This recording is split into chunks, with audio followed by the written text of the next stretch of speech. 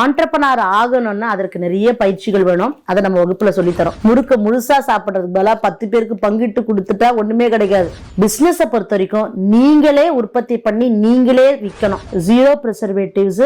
நம்ம வகுப்புக்குள்ள வர்றாங்க, எப்படி குக்கீஸ் பண்றதுன்னு கத்துக்கிறாங்க. இதுல மஃபின்ஸ், கேக்ஸ், எல்லா கப் கேக்ஸ் எல்லாமே சொல்லி கொடுத்தோம். மில்லட் வச்சு ஆவாரம்பூ இட்லி பொடி. வாவ், எப்படி கிரன்ச்சியா. மேடம், இந்த முறுக்கு தயார் பண்றவங்க நம்பரே வேணும்னா என் நம்பருக்கு கால் பண்ணுங்க, அப்ப உங்களுக்கு அவங்க நம்பர் தரேன். சுவையாவும் தரமாவும் இதை யாருமே மில்லட்ல செஞ்சதுன்னு சொல்லவே முடியாது. அதே சக்சஸ் ஃபார்முலால நான் ப்ராடக்ட் பண்ணனா எங்கேயோ போயிடும் பிசினஸ். உலகம் முழுக்க நிறைய பேர் நம்ம கிட்ட ஆன்லைன் மூலமா பயிற்சி எடுத்துக்கிறாங்க. வணக்கம், என்னோட பெயர் கவிதா பலராமன். கேபி ரெசிபீஸ் உணவுக்கு என்ன மாதிரியான ஃபார்முலா போடும் பொழுது அது சக்சஸ்ஃபுல்லான பிஸ்னஸை கொண்டு வரும் அப்படிங்கிறத ரொம்ப அழகா தொடர்ந்து சொல்லி கொடுத்துட்டு வந்துட்டு இருக்கேன். அதன் மூலமா பல்லாயிரக்கணக்கான சக்சஸ்ஃபுல் ஆண்டர்பனர்ஸ் தமிழ்நாடு மட்டும் இல்லாம தமிழ்நாடு கடந்தும் உலகம் முழுக்க நிறைய பேர் நம்ம கிட்ட ஆன்லைன் மூலமா பயிற்சி எடுத்துக்கிறாங்க. நம்ம வகுப்பினுடைய ஸ்பெஷாலிட்டி பாத்தீங்கன்னா, நம்ம சொல்லி கொடுக்கக்கூடிய ஃபார்முலாவானது நல்ல மனமாவும் சுவையாவும் எந்தவித கெமிக்கல் கலப்பும் இல்லாம மக்களுக்கு கொண்டு போய் கொடுக்குறாங்க. அதே நேரத்துல அந்த ஆண்டர்பனர்ஸ், சரிங்களா, யார் பொருளை செஞ்சு விற்பனை பண்றாங்களோ அவங்களுக்கும் லாபம் வரணும். இப்போ உதாரணத்துக்கு சொல்லணும்னா, ஒரு கேசரி பண்றாங்கன்னா நிறைய நெய்யை ஊத்தி பண்ணிட்டா சூப்பரா தான் இருக்கும். முந்திரி புல்லா கொட்டினா ரொம்ப ரொம்ப சுவையா தான் இருக்கும். ஆனா செஞ்சவங்களுக்கு அதனால லாபமே வரலன்னா அப்படிப்பட்ட பிசினஸே கிடையாது. அப்போ நம்மளை பொறுத்த வரைக்கும் தரமான மசாலாக்கள், தரமான ப்ரீமிக்ஸுகள், தரமான ஊறுகாய்கள், தொக்குகள், குழம்புகள், எப்படி என்ன வெரைட்டியா இருந்தாலும் சரி, எனிதிங் வேல்யூ அடிஷன். அது மஷ்ரூமா இருக்கலாம், காளானா இருக்கலாம், அல்லது நெல்லிக்காயா இருக்கலாம், ஈவன் தாமரை தண்டுகளா இருக்கலாம். எந்த வேல்யூ அடிஷனா இருந்தாலும் அந்த வேல்யூ அடிஷன்ல காஸ்டிங்னு சொல்லுவோம். அடக்க விலை செய்யறவங்க, உற்பத்தி செய்யக்கூடிய தொழில் முனைவோருக்கு சக்சஸ்ஃபுல்லா கொண்டு வர மாதிரியே தான் பண்றோம். அப்படி இப்ப என்ன சுத்தி வச்சிருக்கேன்னு பாக்குறீங்களா? நான் இன்னும் எந்த பொருளும் விற்பனை செய்யல. இவ்வளவு சக்சஸ் ஃபார்முலாஸை நான் கொடுக்குறேன். அதே சக்சஸ் ஃபார்முலால நான் ப்ராடக்ட் பண்ணனா எங்கேயோ போயிடும் பிசினஸ். ஆனா ஒவ்வொருத்தரும் ஒரு விதமா ஓடிட்டு இருப்பாங்க. 2006 இருந்து தொடர்ந்து பாத்தீங்கன்னா பெண்கள் தொழில் முனைவோர்களுக்காக படிச்சுட்டே வரேன். 2007 விமன் ஆண்டர்பனர்ஷிப்பை மெட்ராஸ் ஸ்கூல் ஆஃப் சோஷியல் ஒர்க்ல நான் படிக்கிறேன். பெண்கள் தொழில் முனைவோருக்காகவே படிக்கிறேன். அப்புறம் 2020 பாத்தீங்கன்னா EDII entrepreneurship development institute of India Ahmedabad head office Madurai ரீஜனுக்கு HCL மற்றும் ஆக்சென்சர் ப்ராஜெக்டுக்கான தலைமை பொறுப்புல வேலையில அமர்றேன். அதற்கு முன்னாடி 6 வருடங்கள் டாடா கெமிக்கல்ஸ் நிறுவனத்துல ஸ்கில் ட்ரைனிங் யூத்துக்காகவும் பெண்கள் தொழில் முனைவோர்களுக்காக EDP ட்ரைனிங் எல்லாம் பண்ணிட்டே இருக்கேன். இதுக்கு முன்னாடி பாத்தீங்கன்னா காற்றாலைகள் சுஸ்லானுக்காக இருந்தாலும் சரி, ஹேண்டிமேன் ஒரு மிகப்பெரிய NGO, இன்டர்நேஷனல் NGOக்கெல்லாம் முழுக்க ஃபார்மிங் செக்டார், நான் ஃபார்மிங் செக்டாருக்காக 5000க்கும் மேற்பட்ட தொழில் முனைவோர்களுக்காக ஆடிட் ஸ்டடி எல்லாம் பண்ணி கொடுத்து மீடியம் சைஸ் என்டர்பிரைசஸ் எல்லாம் பண்ண அனுபவங்கள்ல இருந்து நான் இப்போ பாத்தீங்கன்னா இந்த கேபி ரெசிபீஸை சொல்லி கொடுக்குறேன். அதுக்கு என்னுடைய எக்ஸ்பீரியன்ஸோட என்னோட படிப்பு பாத்தீங்கன்னா என்வரன்மெண்ட் ஃபுட் டாக்ஸிகாலஜி ரொம்ப பெரும் உதவியா இருக்கு. இதோட இந்த அனுபவ மூட்டையை வச்சு என்ன பண்றேன்னா, நீங்க சக்சஸ்ஃபுல்லா ஃபார்முலா கொடுத்துடுறீங்க, அவங்களும் செஞ்சிடுறாங்க. ஆனா மார்க்கெட்ல விற்க முடியுமா? விற்கிறதுக்காக ஸ்கில் ட்ரைனிங்கும் மார்க்கெட்டிங் ட்ரைனிங்கும் பிசினஸ் ட்ரைனிங்கும் பண்றேன். அப்படி பண்ணும்பொழுது ரொம்ப அன்பான தொழில் முனைவோர்கள் என்ன பண்ணுவாங்கன்னா, எனக்கு சாம்பிள்ஸை கொடுக்க ஆரம்பிச்சிருவாங்க. நான் சொல்லுவேன், சாம்பிளா இருந்து அனுப்புங்க, இல்ல வேண்டாம். பாருங்க எவ்வளோ பெரிய பாக்ஸ் சாம்பிளா வந்திருக்கு, எப்படி போட்டிருக்காங்க பாருங்க. பாத்தீங்களா, எப்படி ஸ்மைல் போட்டு யாருன்னு கண்டுபிடிங்க, ஓப்பன் மீ அப்படின்னு சொல்லிலாம் அனுப்புறாங்க. இப்ப நான் உங்க முன்னாடி தான் ஓப்பன் பண்ண போறேன். யாருன்னு பாத்தீங்கன்னா இதை அனுப்பிச்சிருக்காங்க சுப்புலட்சுமி லோகநாதன் மேடம் கோயம்புத்தூர்ல இருந்து அனுப்பியிருக்காங்க. நான் இன்னும் அதை பிரிக்கவே இல்லை. இன்னும் கேட்டீங்கன்னா இது ரொம்ப அற்புதமானது. மில்லட் முறுக்குகள், நம்மளுடைய மில்லட் கிளாஸ்க்கு அவங்க வந்திருக்கிறாங்க. அது மட்டும் இல்லாம மில்லட் லட்டு கிளாஸ்க்கு வந்திருக்கிறாங்க. குழம்புகள் கிளாஸ் வந்ததுக்கு அப்புறம் பிசினஸ் ரொம்ப அற்புதமா எங்கேயோ போயிடுச்சு மேடம் அப்படின்னு சொல்லிட்டு அந்த அன்பின் மிகுதியில தான் நான் உங்களுக்கு இந்த பாக்ஸ் கொடுத்துருக்கிறேன் அப்படின்னு அனுப்பியிருக்காங்க. வாங்க உங்களோட சேர்ந்து நானும் எப்படி என்ன இருக்கு இந்த பாக்ஸ்ன்னு பார்க்க போறேன். ரொம்ப கஷ்டப்பட்டு பிரிக்கிறேன். ஏன் சொல்லுங்க, முறுக்கு இல்ல உடஞ்சிடக்கூடாது அப்படின்னு சொல்லிட்டு பயங்கரமா பார்சல் பண்ணியிருக்காங்க. அதே மாதிரி இன்னொரு இது பிரிக்கும் போதே பாருங்க, இன்னொரு பாக்ஸ் காட்ட போறேன். பாத்தீங்கன்னா ஒரு டப்பாவா கொடுத்துருக்காங்க. அந்த டப்பால வந்து பாத்தீங்கன்னா எழுதி இதோட விலை இவ்வளவு. மில்லட் குக்கீஸ் நம்ம வகுப்புக்கு வந்தவர் தான். இவங்க வந்து பாத்தீங்கன்னா இவரும் கோயம்புத்தூரை சேர்ந்தவர். இவர் பெயர் ராகவன் சொல்லிட்டு ஒவ்வொரு குக்கீஸா நான் இதை வந்து பிரிச்சுட்டேன். முன்னாடியே பிரிச்சு பாக்ஸ் எல்லாம் காலி பண்ணி ஒவ்வொன்றுத்துக்கும் ஃபீட்பேக் எழுதிட்டேன். இந்த பாக்ஸ் வந்து எனக்கு 1 month ஆகுது. ஆனா இப்ப எதுக்கு காட்டுறேன்னு கேக்குறீங்களா? அதுதான் correct feedback. 1 month first day சாப்பிட்டேன் குக்கி, பட்டர் குக்கி, மில்லட்ல செஞ்ச குக்கி, டேஸ்டா இருந்தது. நேற்றைக்கு எடுத்து சாப்பிட்டேன், அவ்வளவு அருமையா இருந்தது. அப்ப ஷூட் வருதுன்னு சொல்லி வெயிட் பண்ணி ஒரு பாக்ஸை காலி பண்ணாம வச்சிருக்கேன். அதாவது பாருங்க, 0 preservatives.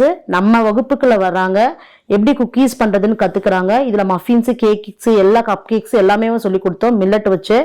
அதுல தரமா செய்யக்கூடிய பாருங்க, இந்த பாக்ஸை வந்து 10 rupeesக்கு கொடுக்கலாம் அப்படின்னு எழுதியிருக்காரு.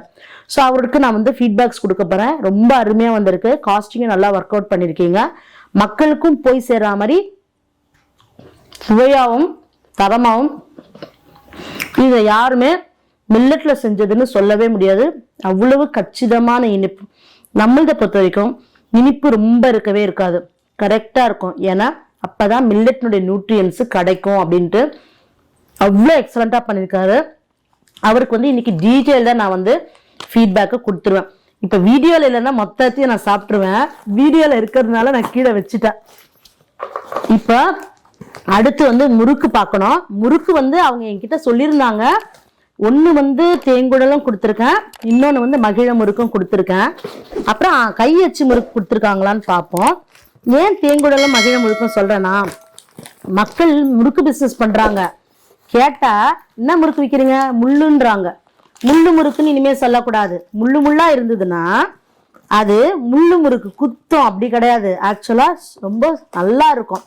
அது பார்க்க மகிழ மரத்து பூ போல இருக்கும், சரிங்களா? அப்ப மகிழ மரத்து பூ போல இருந்துச்சு அப்படின்னா அதை நம்ம வந்து மகிழ முறுக்கு. பார்த்தீங்களா, பாருங்க இட்லி பொடி கிளாஸ் வந்தாங்க பாருங்க, சர்ப்ரைஸா வந்திருக்கு. ஸோ தட் இட்லி பொடி சாம்பிள்ஸ் மேலே பார்க்குறேன், எல்லாமே சாம்பிள்ஸ் தான். ஒவ்வொரு சாம்பிளையும் கொடுத்துருக்காங்க. அன்பாக்ஸ் பண்ணி உங்களுக்கு காட்டுறேன் பாருங்க. எனக்கு சொன்னது அவங்க வந்து முறுக்குன்ட்டு. இங்க பாத்தீங்களா, ஒவ்வொன்றையும் எழுதியிருக்காங்க. இது வந்து உங்களுக்கு வந்து பாத்தீங்கன்னா இட்லி பொடி, ஆவாரம்பூ இட்லி பொடி. அடுத்தது வந்து பாத்தீங்கன்னா இது வந்து தொக்கு, சரிங்களா? ஸோ தொக்குல வந்து பாத்தீங்கன்னா இது வந்து பிரண்டை தொக்கு. ஸோ இப்படியாக ஒவ்வொன்றுத்துக்கும் பேர் எழுதி அவங்க அனுப்பி, ரொம்ப பெரிய சர்ப்ரைஸ் தான். ஸோ சாம்பிள் எப்படி இருக்கு, நீங்க அதுக்கு ஃபீட்பேக் தரணும் அப்படின்னு கொடுத்துருக்காங்க. இப்போ நான் உங்களுக்கு கிளாஸ் முடிஞ்சதுக்கு அப்புறமா தொடர்ந்து கிளாஸ் எடுக்கிறதுனால கிளாஸ்னே வருது. வீடியோ ஷூட் முடிஞ்சதுக்கு அப்புறமா ஒவ்வொருத்தையும் நான் டேஸ்ட் பண்ணி அவங்களுக்கு ரிப்ளை பண்ணுவேன். பாத்தீங்களா, ராகில முறுக்கு வந்திருக்கு. பார்க்கவே ரொம்ப அற்புதமா இருக்குது. கை முறுக்குல வந்திருக்குது. நீங்களும் பாக்குறீங்க, நானும் பார்க்குறேன். கவரும் ரொம்ப அற்புதமாக பண்ணியிருக்காங்க. ஸோ நான் உங்களுக்காக அன்பாக்ஸ் பண்ணிட்டேன். வாவ், பார்க்குறீங்களா? பாருங்க, நான் வந்து 2 சக்கரம் வச்சுட்டேன், சரிங்களா? இப்போ வந்து நான் மட்டும் சாப்பிட்டா பாவம் கேமராமேன் கோச்சுப்பாரு. அதனால கொஞ்சமாக டேஸ்ட் பண்ணிட்டு, வாவ் எப்படி கிரன்ச்சியா சீரகம் போட்டிருக்காங்க, ரொம்ப பிரமாதமாக வந்திருக்கு. இது ராகி முறுக்கு. இந்த முறுக்கு வந்து ரொம்ப சக்ஸஸ்ஃபுல்லாக இவங்களுக்கு 100% போகும். டேஸ்ட் அவ்வளோ அருமையாக இருக்குது. எனக்கு வந்து ஃபுல்லாக அவங்களுடைய கை முறுக்கு கொடுத்துருக்காங்க. வீடியோ பார்க்குறவங்களுக்கு, மேடம் இந்த முறுக்கு தயார் பண்ணுறவங்க நம்பரே வேணும்னா என் நம்பருக்கு கால் பண்ணுங்க, அப்போ உங்களுக்கு அவங்க நம்பர் தரேன். இந்த முறுக்கே தயார் பண்ணணுமா, என்னோட கிளாஸ்க்கு வாங்க, கிளாஸில் கற்றுக்கலாம். எவ்வளவு முறுக்கு ஒரு நாள் செஞ்சா எவ்வளவு லாபம் வரும்ன்றதுல நம்ம கிளாஸ் சொல்லி தருவோம். வெறும் முறுக்கு சொல்லி கொடுத்துட்டு ஆண்டர்பனர் ஆக முடியாது. ஆண்டர்பனர் ஆகணும்னா அதற்கு நிறைய பயிற்சிகள் வேணும். அதை நம்ம வகுப்புல சொல்லித்தரோம். பொதுவா என்னோட வகுப்புல ப்ராடக்ட்ஸ் எல்லாம் காட்டவே மாட்டோம். வெறும் நான் வந்து பேசிதான் சொல்லி தருவேன். கிளாஸ்ல வந்து கேட்பாங்க, மேடம் தொக்குல செஞ்சு காட்ட மாட்டீங்களா அப்படின்னு. எதுக்கு செஞ்சு காட்டணும்? அந்த அளவுக்கு அவங்க மனசுக்குள்ள விஜுவலைசேஷன் மெத்தட்னு சொல்லுவோம், காட்சிப்படுத்துதல் மூலமா சொல்லி கொடுத்துருவேன். அதற்கப்புறம் பிரமாதமா சொல்லுவாங்க. இங்க பாருங்க, அடுத்த சாம்பிள் எல்லாம் பாக்குறீங்களா, எக்ஸலண்டா கஞ்சி மிக்ஸ்லாம் வந்துருக்குது. இது சென்னையில இருந்து ரிகோமா ரொம்ப நல்லா பண்ணிட்டு இருக்காங்க. ஸோ இப்படி நிறைய இப்போ வந்து எல்லா ப்ராடக்ட், நிறைய ப்ராடக்ட்ஸ் ஒவ்வொன்றும் ஒரு சாம்பிள்ஸ் வந்திருக்குது. இதெல்லாம் எழுதி வந்திருக்குது. இது வந்து பார்த்தீங்கன்னா சாம்பார் மசாலா வந்திருக்கு. இது வேற ஒருத்தங்க கிட்ட இருந்து சாம்பிள் வந்திருக்குது. வெறும் மாவு சாம்பிள் வந்திருக்கு. ஸோ ஒவ்வொருத்தவங்களோட சாம்பிள்ஸும் நம்ம பார்த்துட்டு அவங்களுக்கு பதில் சொல்லணும். பயிற்சியில் அன்பாக்ஸ் பண்ணி சாம்பிளாக காட்டின்னு இருக்கேன்னு நினைக்கிறீங்களா? வெறும் கிளாஸ் எடுத்தேன், வாங்க உங்கள் பொருளெல்லாம் வாங்கி விற்று தரேன் அப்படின்னு சொல்லி அந்த கமிஷன் பிஸ்னஸ்லாம் நம்ம பண்ணலை. பிஸ்னஸை பொறுத்த வரைக்கும் நீங்களே உற்பத்தி பண்ணி நீங்களே விற்கணும். அப்போதான் அது தொழில். இதுக்கு சின்ன எக்ஸாம்பிள் சொல்லட்டுமா? ஒருத்தங்களுக்கு குழந்தை பிறக்குது அப்படின்னா அந்த குடும்பத்துக்கு அந்த குழந்தைய அவங்க தான் வளர்க்கணும். யாரோ வளர்க்கட்டும் அப்படின்னு கொடுத்துட்டா அந்த குழந்தை எப்படி வளரும்? அதே மாதிரிதான் தொழில். தொழிலில் நீங்கள் தயாரிக்கிற பொருளை நீங்களே விற்பனை பண்ணும் பொழுதுதான் லாபம் உங்களோடது. உங்கள் குழந்தை எங்கே இன்னொரு இடத்துக்கு போயிடுச்சுன்னா அதனோட பாசமெல்லாம் இன்னொரு இடத்துக்கு போனா மாதிரி உங்கள் மேலே வெறுப்பு வரா மாதிரியுமே உங்கள் ப்ராடக்டை நீங்கள் இன்னொருத்தர்கிட்ட கொடுத்து விற்பனை செஞ்சாலும் சரி, இன்னொருத்தர் ப்ராடக்டை நீங்கள் வாங்கி விற்பனை செஞ்சாலும் சரி, லாபம் வந்து குறைச்சல் தான். இதை நீங்கள் நினைவில் வச்சுக்கணும் தொழில் முனைவோர்களே. இல்லைன்னா முழுசா சாப்பிட்றதுக்கு பதிலாக 10 பேருக்கு பங்கிட்டு கொடுத்துட்டா ஒன்றுமே கிடைக்காது. அப்போ முழுசா சாப்பிட்றது எப்படின்னு தெரிஞ்சுக்கணுமா?